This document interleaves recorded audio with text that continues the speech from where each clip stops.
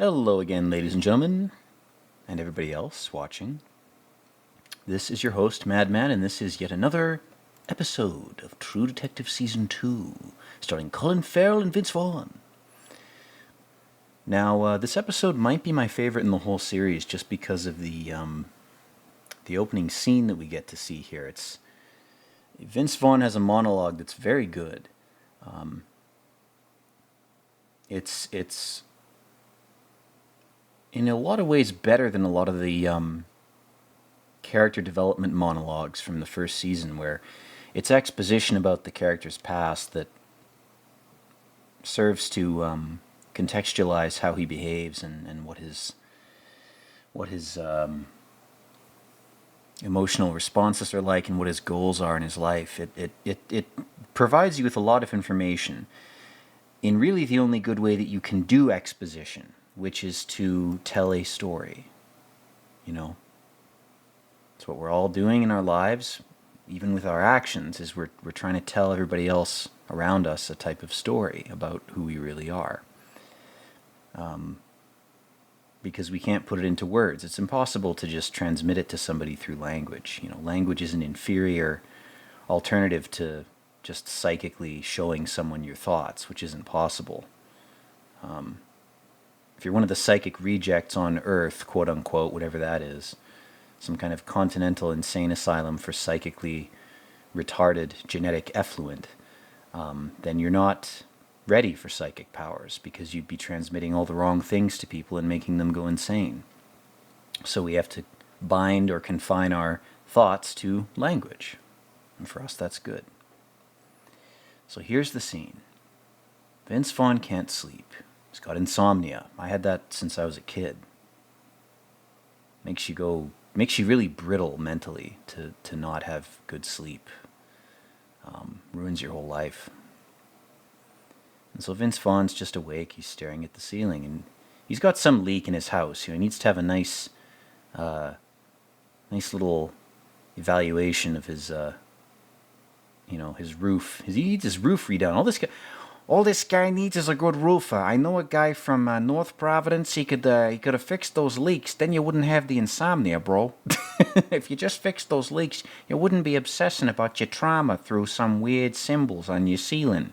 It'd just be pure white, and you could go to sleep. It's fucking Peter Griffin, the roofer. And so he's talking about, working for money, the grind, etc., etc. And she goes, well, it's better to have money than to be poor, surely.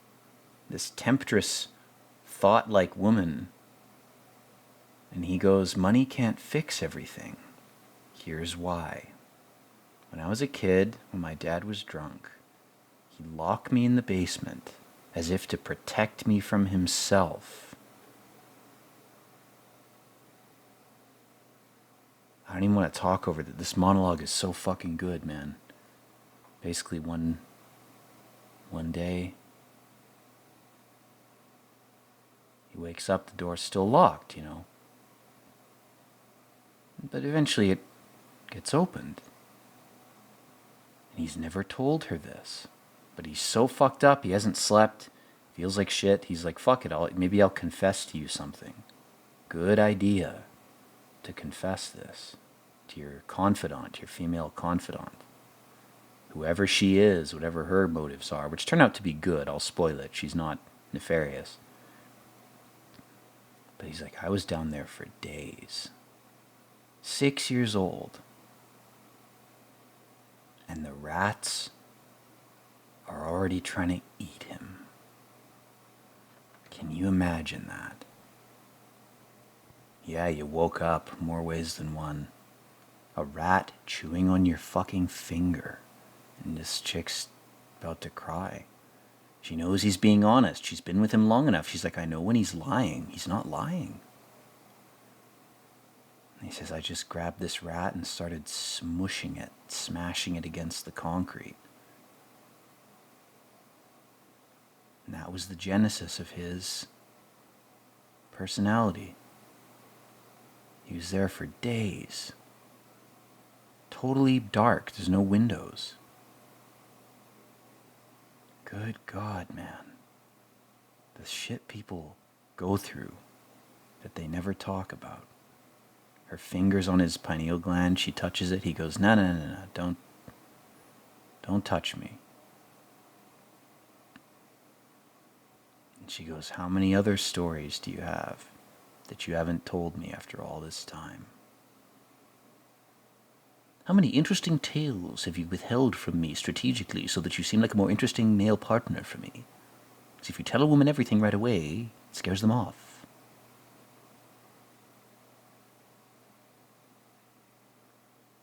And this is a common thing. This is a very interesting concept. I don't know if there's a term for this. But it's fascinating. It's a very fascinating thought experiment where he says, what if I died? And what I'm seeing now, my perception of my own existence in this moment, what if I'm dead? And this fake life is some kind of DMT trip because I died in that basement. And DMT fucks with your whole perceptual apparatus. It slows down time. It's like the movie Inception, where you, when you dream, experience time differently in the dream. So he's saying, what if I died? What if the rats ate my corpse after I died? And he says that's what this life feels like. It feels like fake. It feels like a lie because it's true. He's living a lie because he's not some California socialite. He's a low-tier mobster guy. And the only reason he's pursuing this money is to sort of get back at his dad. Like, you threw me in a basement with rats. I'll have a villa. I'll have a California palace. But he's not happy. That wasn't the right move. Revenge was not the right move. And he's sort of aware of it, or he's becoming aware of it. But anyway. Rubber banding back to the film, we have a black woman and an Asian man, Chinese guy, who are listening to the American drones explain to them why one of their little buddies, Caspier, was found dead with his eyes ripped out on the side of a highway by this gay cop. They're like, this is your operation, guys, really? This is how you're playing things right now? You know, this is pretty sloppy, bro. Like, the governor's not happy about this shit. And he's paying your checks. He's allowing you to buy food and feed your families and have a salary and have a house. And he's pissed. The lord of your medieval fief, or fief, however you like to pronounce it, is displeased by your inability to solve this murder immediately. It's like, why are they chewing them out so much, man? It's like, they just found the guy's corpse. What, were they supposed to omnisciently protect him from assassination? Like, this guy was into some creepy, weird shit in some weird circles, you know? Basically, they're just saying this case is serious, so don't fuck it up. That's the gist of the scene, or the series of scenes.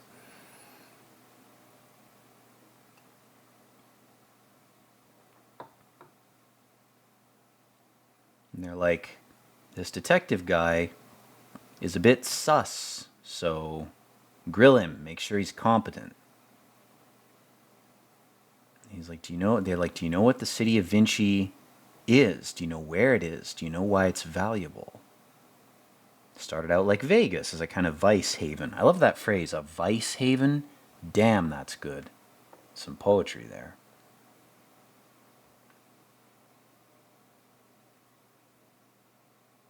And now it's basically a garbage dump. It's a Fallout city. This is Fallout. I mean, this looks like an area from fucking any of the Fallout games, you know? It's almost like they're based on reality.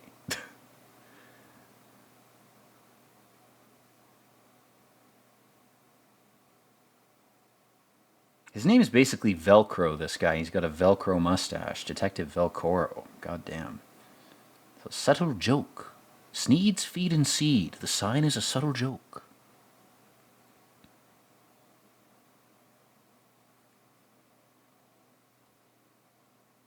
It's interesting there's these Asian characters cast in these high-level positions. It's very interesting. They're all talking about money. Very interesting.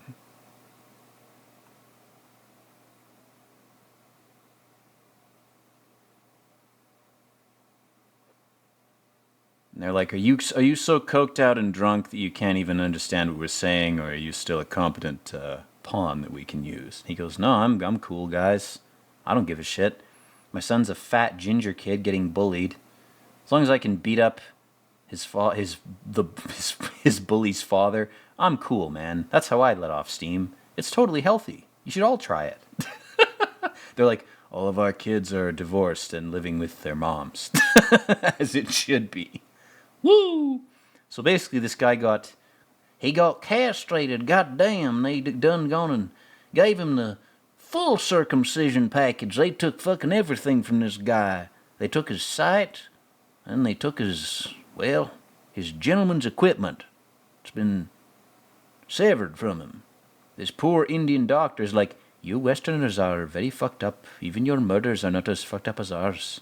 We just have people who get shot or slit in the throat and thrown in the Ganges. You have to cut off the genitals first. What is wrong with you? I'm going back to India. Like this poor guy, it's like, what is this mafia shit? I've seen too much of this. I'm going back home to Delhi. Straight up, dal curry is really good. It's a lentil green curry. It's slightly spicy. Some good shit. Dal curry is the real shit.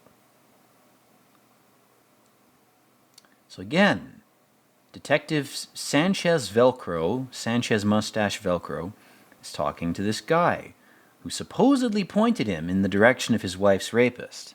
But we don't know if that was legit or not. But they've developed this relationship because of this shared trauma. Vince Vaughn's character, in his own way, has sympathy for this guy because he got locked in a basement as a kid and the rats tried to eat him. And he's like, oh, Jesus, dude, your wife got raped? Holy fuck. It's like, that's on the same level as my trauma. I have sympathy for you. In a roundabout way, that's why I'm helping you. Yeah, fuck me. Yeah, he's used to it, man. He's cucked. He's eternally cucked. What a nightmare.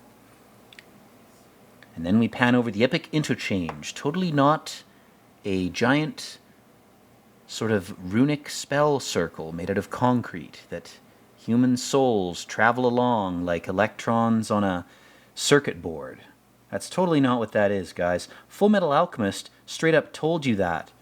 It's a bit of a tangent, but that series, there's a lot of aerial views in the adaptation. I'm talking about Brotherhood, the good one, from 2014, not the older one.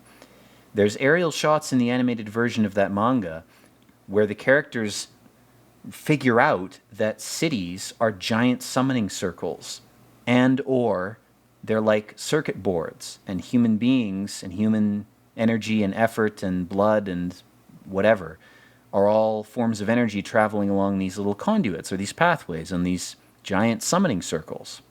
And the purpose is, to invoke or create or summon up some huge thing, some entity or some form of energy.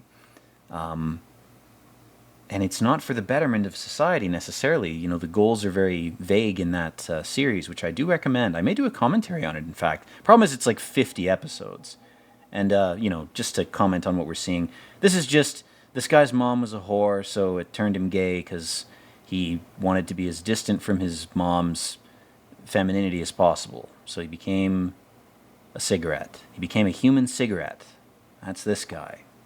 Again, I'm not using the British term for that. I'm just going to call him a cigarette, but I'm saying the same thing. The meaning when I say the word cigarette, if I say it really spicily like I just did, it's just like I'm saying the other term. It's almost like the terms don't matter and censorship is pointless. It's the emotional energy behind the utterance of a term that gives it its context and its connotation. So it doesn't matter how many Brave New World epic newspeak terms you shuffle around, you're not going to actually achieve what you want to achieve if you're a censor. People are just going to insert vitriolic energy into different terms, different phonic utterances. You'd have to make everybody totally mute. Even then it wouldn't work because they do it online. It's a war you can't win if you're a censor. That's why censorship is such nonsense. The way to combat dark magic, negative language type shit is to train people to be defensive about it. A good allegory is defensive driving. You don't train people. You don't try to eliminate all traffic accidents 100% of the time forever. That's impossible, right? There's always going to be some fuck up. Even if AI driving becomes a thing and every car is remotely controlled, it doesn't matter. There's still going to be glitches and mistakes. What you do is you teach people what to do in the event of a situation that's dangerous. It's the same with language, speech, and thought. You teach people how to defend themselves. You give them some fucking semblance of education in defensive thinking and defensive speaking, to not be as fragile and as affected if somebody says something to them that hurts them emotionally.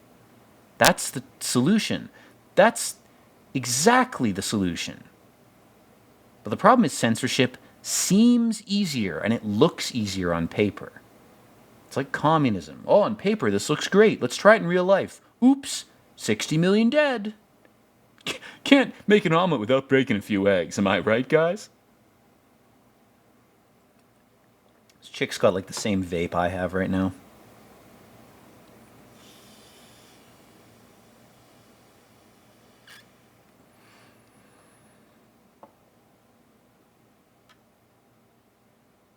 And this guy's right. Real cigarettes are a bit better. You know, they're more toxic. You're getting some crazy shit. But if you buy organic cigarettes, like a brand I heard about called Hestia, which I unfortunately can't get where I am right now. But if you roll your own cigarettes and you know the tobacco isn't laced with a bunch of poisonous crap to punish people trying to decalcify their pineal gland by inserting fiberglass and carcinogens into a natural dried leaf substance that only has tar in it. Tar is the only natural thing in cigarettes that's bad for you, straight up. But if you go camping a lot and you're inhaling burning wood smoke, it's about the same. Fight me. 10,000 doctors could tell me I'm wrong, and I'd be like, yeah, okay. Who writes your checks? Which pharmaceutical company is paying you to has brainwashed you with 10 years of education to think that tobacco is evil? Tobacco is not evil. Processed industrial tobacco is, because it's got a whole bunch of random crap inserted into it. Natural dried tobacco leaves, literally just the leaves, rolled up in a paper that is preferably unbleached, natural, whatever, or just smoked in a pipe, which is the best way to smoke it, is minimally damaging to your lungs. And the damage to your lungs is so small compared to the benefit to you mentally that it's like eating, eating too many tomatoes and it gives you the shits. It's like, well, the lycopene and the vitamins in the tomatoes were worth shitting 3 times in one day. That's how good tobacco is for you. Natural shit. Hestia cigarettes. Madman's channel is sponsored by Hestia. It's not true. It's a U.S. brand. I just heard about it through the grapevine. But, to finish off this tangent, smoking is good. Vaping is not great, but it's better than smoking cheap cigarettes, I think. I don't know, man. I don't know anything. Basically, let's rubber back to the movie here. So Vince Vaughn's got some money problems. He crushes his sunglasses. Ooh, not a good sign. He's a little bit stressed, you might say. It's a great scene, man. I love his lines in this. They're pretentious, they're corny, but the way he delivers them elevates them. It's a lot like Alien Resurrection. The writing of Vince Vaughn's lines is a bit too ambitious, a lot like this whole season is. It's a bit too poetic for the setting and for the pacing of the series. You'd need 16 episodes for these lines to be spaced out in between normal dialogue. But what he says there, am I diminished? That is fucking fantastic. These guys are sitting in a car, he crushes his sunglasses, and then there's just a moment of silence, there's a beat, and then he just goes, am I diminished? That's fantastic, man. I love it. I love the tone of it. I don't love the corniness of the writing, but I love the tone of the overall scene. That's why it tickles my brain. Vince Vaughn is this guy out of his depth. He's not only financially aspiring to be like this socialite that he doesn't really want to be personally. But even in his language, he's trying to elevate himself beyond his depth. It's brilliant. So, the guy whose eyes and dick were ripped off, and he died. They're like, well, he was at this party. And they're interviewing this goonish, I don't know if he's a cop or some kind of government guy. I think he's the governor. He's into politics. And again, he's got some Asian guy talking about money next to him. Isn't that interesting? It's almost like China has purchased all the U.S.'s debt. The shuffling around of debt is a fascinating thing. The fact that people will buy debt, it's gambling, which is most of what the financial system is it's a giant gambling house. It's always been that way. People act like 2008 was some kind of revelation. Oh my God, they're gambling with our money? It's not like that's always been the case. Wake the fuck up. That's been going on since the 1300s. Mercantilism was different than capitalism. No, it wasn't. The term mercantilism, which is just ships trading spices in the 1380s, that's the same thing that we're doing now. It's just happening faster and more digitally. That's the only difference. It's the same shit. Nothing is new under the sun. And the reason I'm going off on that tangent is because this whole show is again, it's more ambitious. It's talking a lot about finance and politics. And it's trying to do so quickly that I think the diminished response to this series, critically, was in part due to the fact that it tried to bite off more than it could chew. The sort of conspiracy, the financial shit going on is a lot more complicated, man. Like you can't get away with as much exposition as you would have to put into the lines.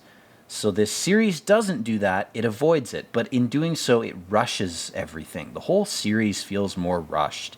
What was so good about season 1, again, was you had fewer characters and a simpler plot. If you only have 8 episodes, don't try to do a 16 or 24 episode plot in that short span of film time, of screen time. I mean, you just can't do it. It just doesn't work. But, again, for all this series' flaws, it sure as fuck tries, man. This is like the little sequel that could, the little season that could. If any of you ever read The Little Engine That Could, children's book when you were kids, that's what this season 2 shit is. The little season that could. There's the title for the video. This drunk jello chin piece of shit is like, I'm definitely working. I'm definitely doing my bit. I'm definitely contributing. It's like that guy when you do group work in school or in university, and there's always that one guy who is clearly just not going to do anything, and he's just sitting there being like, I'm not going to do anything. What are you going to do? And you're like, yeah, of course we'll do the project for you, man, but if there's a group evaluation, we're all going to give you a 0. And he goes, I don't care as long as I get a pass. They're not going to fail me. This guy's the worst kind of piece of shit because you can't even punish him. He just kind of coasts. The reason I'm being critical of him is because I often feel like him in real life, and I actually am hating myself, not the character. I'm projecting my own self-criticism onto an external piece of media. It's almost like that's the whole purpose of media in the first place, is for you to see yourself in how you respond to it. But anyway, this guy's like, I'm not going to work, I'm out of here. And he's like, I'm not tight with anybody. That's fucking... Again, they're channeling Rust's character for this. I'm going to compare this to season 1, because it's season 2 of the same show. I would have loved it if McConaughey and Harrelson came back for season 2 and they just kept the narrative going. Like, what if these two guys are retired and they're in their 70s and, one of their daughters became a cop and there's even more murders going on in Texas. Like, I would have loved it if they'd just driven that into the ground. Like, keep it going with the same characters, because you already have these brilliantly developed people. Why would you switch to a totally new setting with totally new characters and then shit up the simple, beautiful plot of season 1 with this comparatively overly complicated, overly ambitious nightmare? I mean, again, even if they had 16 episodes, I think this would have been as good as season 1. They needed more time, is what they needed. They needed more time, more screen time, and they didn't have it because HBO was like, "We'll only give you 8 episodes." Blah, blah, blah. God, this chick looks bulimic. It's Marty's wife if she was anorexic. Holy shit. Like, good for the actress. Respect to the actress for losing weight, but holy shit, eat a burger. God damn. She looks like skin and bones in this. Whew. You don't look pretty if you have no fat. You just look starved and skeletal, man. Any man with a room temperature IQ or higher is going to look at you and go, "Whoa, aesthetically you're pretty, but psychologically you're a fucking skeleton. You hate yourself too much. You're cutting too much. Download a calorie app to your iWatch." Like, Jesus. "You're a bad character, Ray. You're an anti-hero and a flawed policeman, and you're bad for our child, who may not even be your actual son, which means I have no legitimacy to criticize you, and in fact your grievances are totally legit, and my anorexic ass should just walk out of the scene, because I have no point to make." That's not fair. She was raped, but again, to criticize this guy, you know, for staying with you, despite the fact that he's just as traumatized as you by the illegitimacy, you guys they're in the process of a divorce. I'm not, neither of them deserve any criticism. I'm just making jokes here. But she's basically like, and she's right, she's like, "I'm sick of the whole thing. Like, this whole divorce and the paternity thing, it's driving you to drink and do too much coke. Our son is a fat ginger who's getting made fun of. You're beating up his bullies' fathers. This is insane." Like, she's like, "This is psychotic, man." And rather than be like Marty's wife and try to strong-arm him, she's just being honest. She's like, "I'm emotionally fucked." And this guy, God, he's so angry. He's got so much rage. He's like, "I'll burn the city to the ground." Holy shit. And he's like, "Yeah, I'm a piece of shit." But he's like, "Don't take custody of my son." And she's like, if this paternity and divorce thing is stressing you out so much that you can't look after our kid during the half time that you have to watch him, what's going to happen when he hits puberty? What's going to happen when he's 18 and he wants to go to college? There's much the women in this, her in particular, but also Marty's wife in season 1, they're able to look ahead and say, "I'm evaluating this guy based not on his present self, but on what he's going to do in the future." Because women have to think that way because they raise children, traditionally, biologically, whatever. So if you're a guy and you're trying to impress a girl, don't try to impress her in the present. Recognize that she's evaluating you based on her prediction of what you're going to do 10 or 20 years in the future. That's her mindset.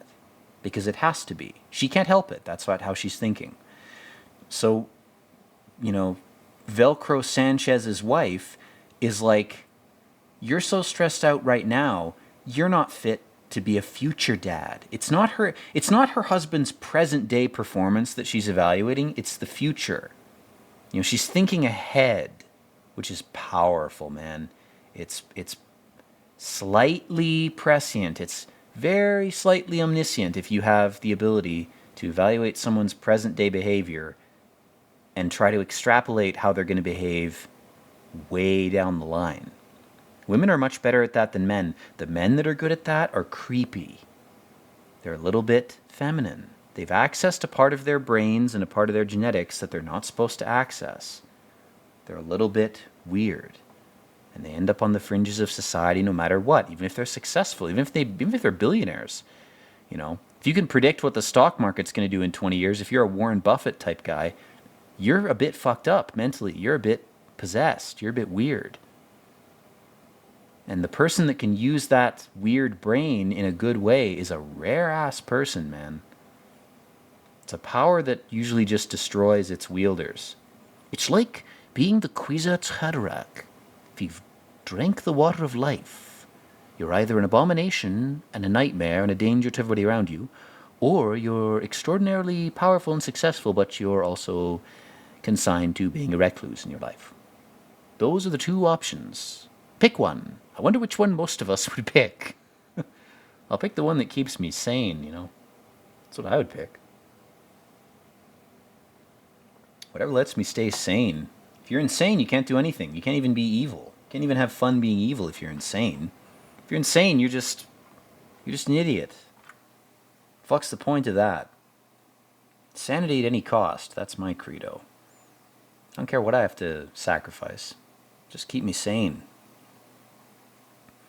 So then we have this creepy plastic surgeon vampire who's like, my clinic is very epic, and we are totally not creepy and hush-hush or involved in relationships with various Hollywood cults. We're totally cool and legit. He's basically making fun of them because he knows they can't really grill him to any dangerous extent because he has too many connections. This guy's connected, man. He's got some Harvey Weinstein, Jeffrey Epstein type friends. He's like, oh, of course I'm willing to help. God, his face just looks like it's made of leather. He looks like he's a Men in Black alien. He looks like the cockroach guy from Men in Black, the first one. We got to do a commentary on that. Holy shit. I might do that right after this.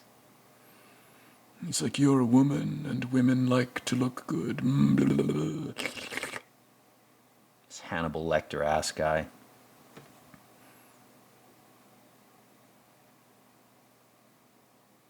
I'm like, okay, how long has Caspier been seeing you?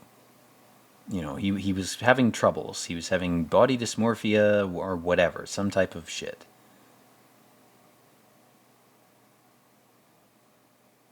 You know, this guy's like Lionel Hutz in terms of his medical credentials, you know.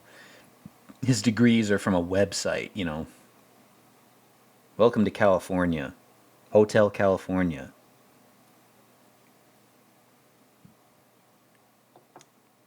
It's like he was more of a sub than a dom. I'm straight up just making up a voice for this guy because I don't remember what his voice sounded like. I haven't seen this episode in years. I'm watching it mute right now, so, you know. If my voices are inaccurate, blow me. I will say he has a nice cravat. I like the mauve cravat there. It's kind of tasteful. He's like, I wouldn't wear a tie. A tie resembles a noose. It's the symbol of a slave. I wear a cravat. So I'm above that sort of thing. He looks like Benedict Cumberbatch, too, this guy. And so he sort of touches a nerve, and this cop's like, well, I've left all that behind. And he goes, well, have you really? And she goes, well, 2 of them are in jail, and 1 committed suicide from that little cult. And she goes, but 1 of us devoted our life to fucking you. Legally. Judicially. To punishing you. Not in a fake fetish way, but putting you behind bars. That's where you deserve to be. If you're a degenerate, abusive, criminal freak.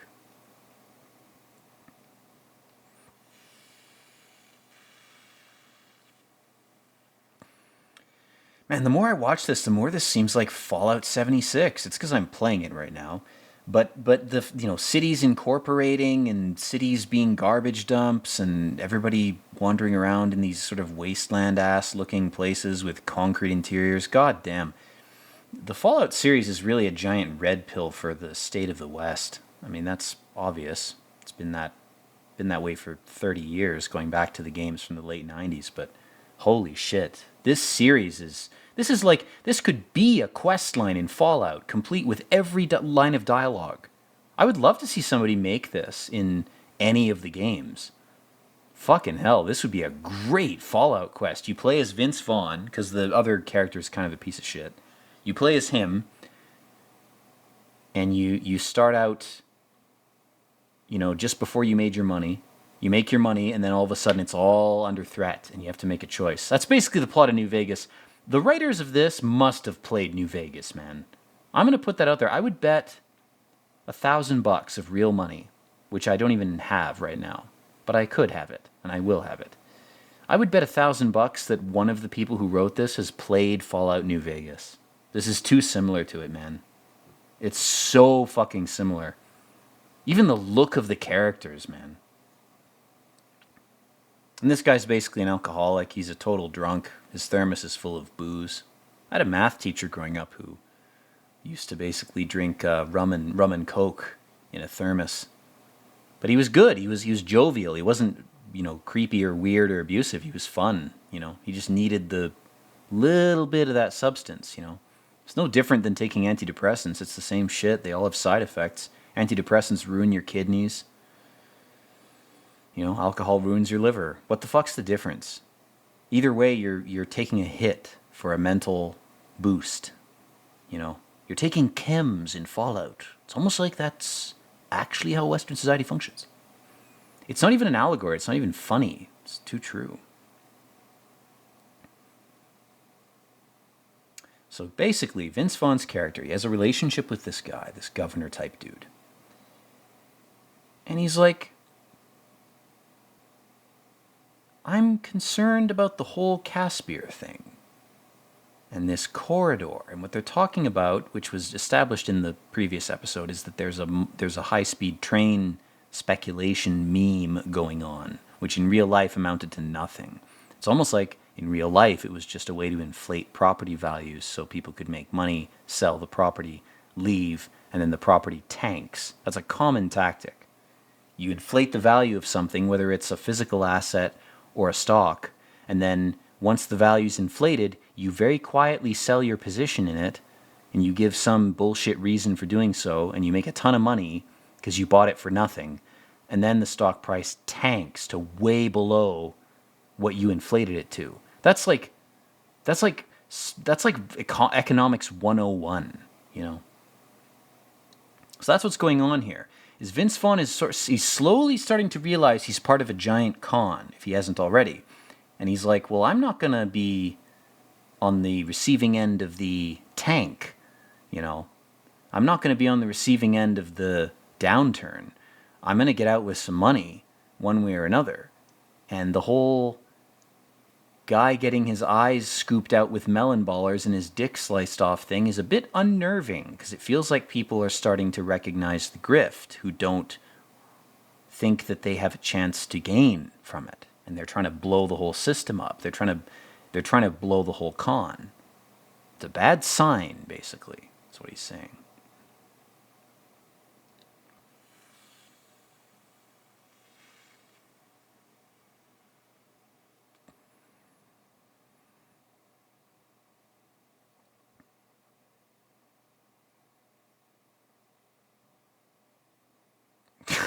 I love that. Flies and honey. She's like, why would I want to attract flies in the first place? Great response to that. Very noir. Good line. It's corny, a little bit, but it's good. It's so well written that it gets away with being corny a little bit. It justifies its corniness.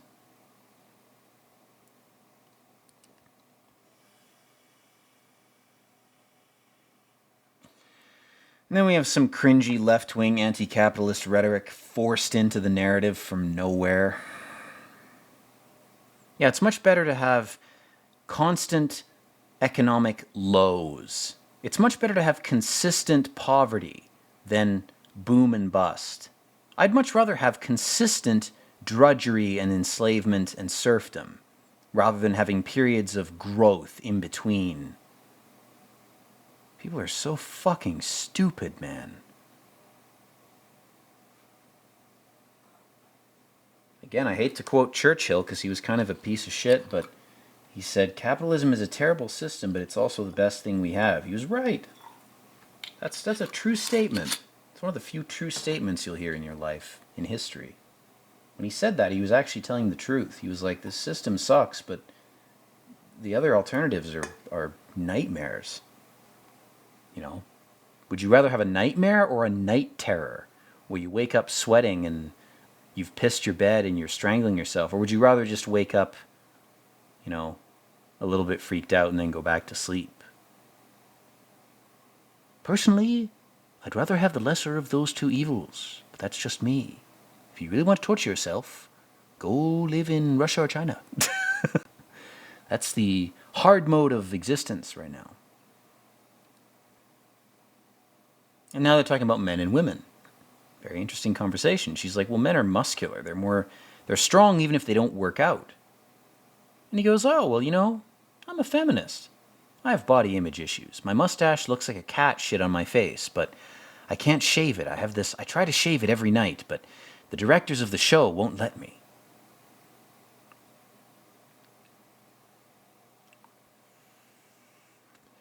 And again, she grew up in a commune. Hippie shit. California CIA mind rape, rock and roll conspiracy shit. There's a great book, and I forget the title, but if you just look this up, there's a book that basically reveals that most, if not all, of the major rock and roll bands from the late 60s and 70s were directly funded or controlled or influenced in some way, not directly, it's always indirect, by the CIA to sort of condition the public into a sort of revelry, sex cult, do what thou wilt attitude. Very weird. Maybe they're trying to save civilization. Maybe we have to do that for some grand design reason. I don't know. But on the surface, in the present, man, it seems creepy as fuck. It's weird. The Grateful Dead is the main one, but the Rolling Stones were another band where the content and the music that they were producing was not incepted by intelligence agencies, but it was artificially supported because the message that it was conveying was seen as somehow beneficial to some plan. There's a creepy book about this. You can download it for free, I think, online. I forget the title of it. In fact, you know what? Just for you guys, since I'm not commentating too much on the plot, because the plot in this season is kind of nuts, and I couldn't follow it if I tried. I'm going to look it up for you right now.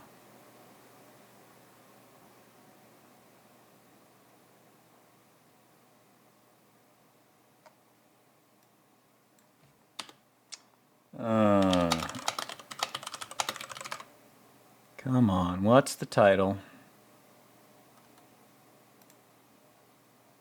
What stupid website am I going to have to...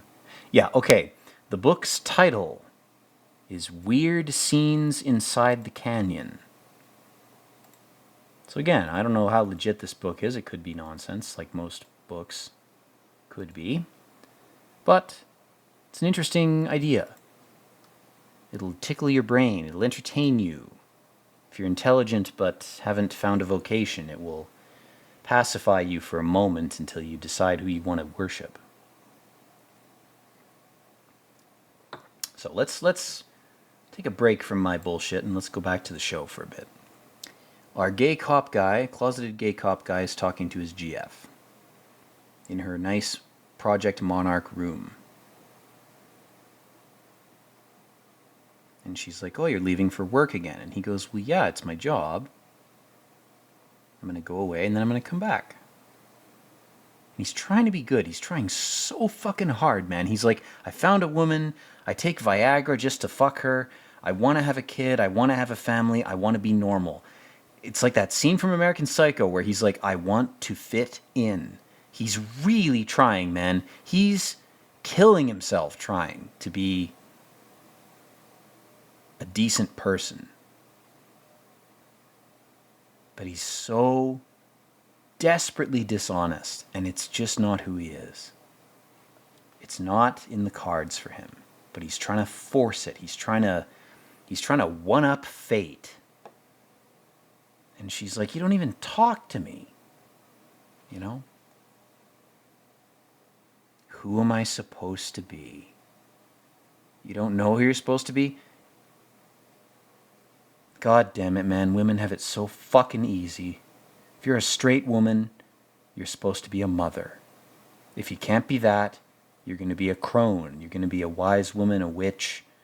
You know, those are your two options. Men, we have like 6 options. We can be a suicidal rebel. We can be a cigarette like this guy wants to be. We can be a warrior and just live to fight and never have a family. Like the paralysis of choice is crippling. You're lucky if you're born crippled in so many ways that you only have. If your only option is to be a construction worker, you're lucky. Yeah, your back's gonna hurt. There's pills for that. It's far worse to be born. It's like, here's your 17 options. Now you can agonize over which is correct for you. Spend 20 years experimenting to figure out who you'd like to be and be unsatisfied with every option. Congratulations, welcome to existence. It's hell, man. Choice is hell. Choice is not some boon, some heavenly gift. The gift is lack of choice. Not in a totalitarian sense, but just in a sense of your birth and your talents and your inclinations. If you know what you're supposed to be, luckily I do, personally. But if you have, if you have all these options and they're all equal, it's like a nightmare, I know I'm supposed to be some sort of rogue poet comedian type person. That's what I'm supposed to be. But, you go down one path. In order to switch paths, you gotta finish off the false path. You have to, the train has to hit the little concrete barrier at the end in order to stop. You had to get to the bottom of hell to break out to the other side. Get the monkey off your back, that type of thing. You have to fully explore one alternative, is what I'm trying to say, in a stupid way, in order to confirm that it's wrong for you. Or, maybe you were wrong and it was right. Point is, you have to, if you're exploring an option in your life, you really have to dive right to the end of it to figure out whether that's where you're supposed to be or what job you're supposed to do or what type of person you're supposed to be. You have to do that. You have to commit fully to it. You can't half-ass personal exploration type shit like that. If you half-ass it, you'll learn nothing and you'll get nowhere, You basically have to go all or nothing. You have to bet on roulette, put everything on red 33, You have to do that. And if you lose, you lose. But if you win, there you go. That's your path, right? Oh, God, this guy's teeth. Ooh. What are those going to look like when you're 70, my dude? In the nursing home, they're probably going to steal your gold teeth, and the rotted ones underneath are going to fall out. Again, you didn't look ahead in time, like a woman would, and be like, what's this tattoo going to look like when I'm 70? That's why I'll never get a fucking tattoo, and I will never get a piercing. That shit is grotesque. You want to get a tattoo? Wear a weird shirt. Wear a crazy shirt from some fringe comedy group. Don't inject ink into your skin with a needle. Don't rape your own body, for fuck's sake. Stimulate your prostate before you do that. At least it's there naturally to be stimulated one way or the other. Piercing your skin with ink and other crap, Jesus Christ. That shit is heinous, man. It's better to be the gay cop in this show than to profane your own body with ink and piercings. For fuck's sake. Earrings on women, I'm on the fence. Like, personally speaking, I don't care. It doesn't bother me if you've pierced ears. But, I don't know, man. Even that, like, why mutilate yourself? Your body's fine the way it is. Don't cut your genitals off. Don't mutilate them. Don't pierce yourself. Don't tattoo yourself. That to me is a much greater sin than just enjoying your body as it is. Your body as it is pretty great. These meat spacesuit pleasure shells are pretty damn fun if you just relax and enjoy them as they are. You don't have to cut them up. For fuck's sake. It's like being given a painting as a gift and you're like, I'm going to spray paint some neon around the edges of the frame and onto the painting, because I really think some neon green spray paint would improve this Dutch masterpiece. It's like, just leave it alone. Instead of trying to destroy it or fuck with it, learn to appreciate it as it is. Or wear a temporary costume. That's the other thing, you know? There's a bunch of people having fun, but they're not fucking their own bodies up. They're just putting on costumes for fun that they can take off when they get home and throw in the washing machine and then go to bed. And they look the same, they feel the same. You know? It's temporary. It's not a permanent fuckeration. You know, I was going to say fuckery or alteration. That's what it is. You know? And this poor guy, man, he hates himself so much he can't even go be gay for a night. I mean, my God, man. If you're not opposed to one-night stands, go have fun, you know? Somebody like me, I'm personally just, I have to have a real emotional connection with someone to be intimate with them. I can't do one-night stands. They don't appeal to me, you know? To me, that's like using another person as a living human fleshlight. It has no meaning. I'd rather jack off. You know, if I'm going to be intimate with somebody, I want the intimacy to be based on some sort of personal connection. You know, that's my thing. I want to be connected with somebody because I know who they are. And so the connection and the intimacy, the physical intimacy, has some meaning to it. It's not a one-night stand. It's not a mutual masturbation session, which is what most sex these days is. It's just mutual masturbation. It's pathetic. It's sad. It's childish. Miss me with that shit. Anyway, cutting back to this very noir scene, our two main characters are shedding a drink. And Vince Vaughn's like, bro, I'm giving you some real opportunities here. You know, there's money flowing around. I know people. Why don't you want to be part of my little cult? Why don't you want to join up? And he goes, that's not the reason I'm talking to you. The reason I built a relationship with you was personal. It wasn't financial. And again, Vince Vaughn is looking at himself. He's looking at a person who's far more concerned with honor and personal shit than money. And both these characters have their flaws, and their flaws come back to bite them in the end of this series.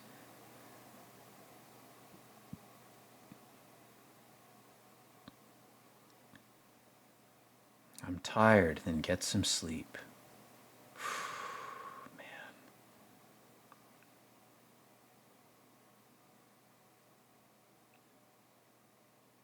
He's like, I don't want to hear you be depressed like that, you know? Sort your shit out. You're demoralizing me. Don't give me a demoralizing mind virus here. Fucking hell, man. This poor woman, look at her face. Good God. The taco place I went to a little while back, and the woman serving the food had a giant bruise on her face. It's very rare that those bruises are caused by sports or falling down the stairs. That's all I'll say. Beer bottle to the face. That's the cause of that. Hazards of the job, you know. You work construction as a guy, your back craps out. Some guy drops something on your toe, your foot, you lose a few toes. Work as a female bartender. There's your job hazard right there. Good God.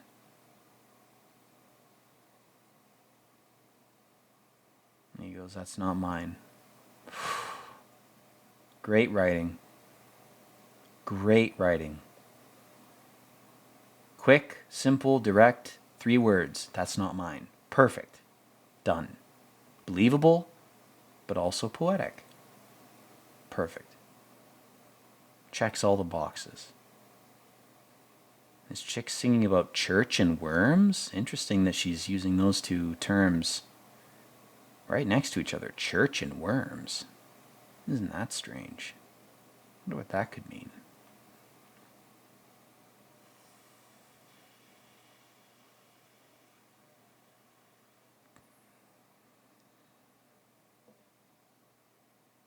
God, I love the orange and black Halloween kind of noir lighting of this.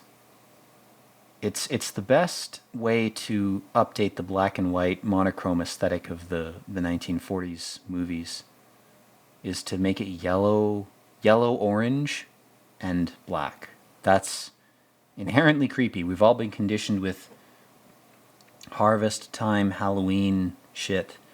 So when you make the dark parts of your scene very pale blue, dark blue, and you make the light parts orange or slightly yellowish white, it's a terrific noir or neo-noir aesthetic to go for, lighting-wise. It's beautiful. It elevates the scenes, even if the blocking's not that great, if the sets aren't that great, whatever. The whole scene is elevated by that. And then you include some red. That's the real shit. You know, the red color is like the third man. You got yellow, orange, you got black, bluish black, and then you got red. Red dial on the radio, very good. Very good. Interesting, there's some book on the shelf just in that scene. Araki? Araki? What is it, Arrakis? Is this guy a Dune fan? Wonder what Araki refers to. I'm going to look that up after this.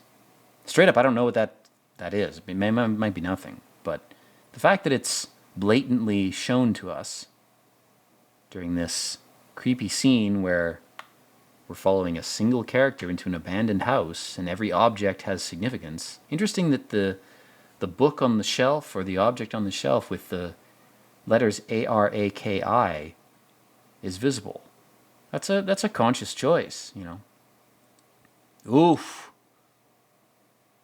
You got shot by the raven, quoth the raven, nevermore. Edgar Allan Poe's here.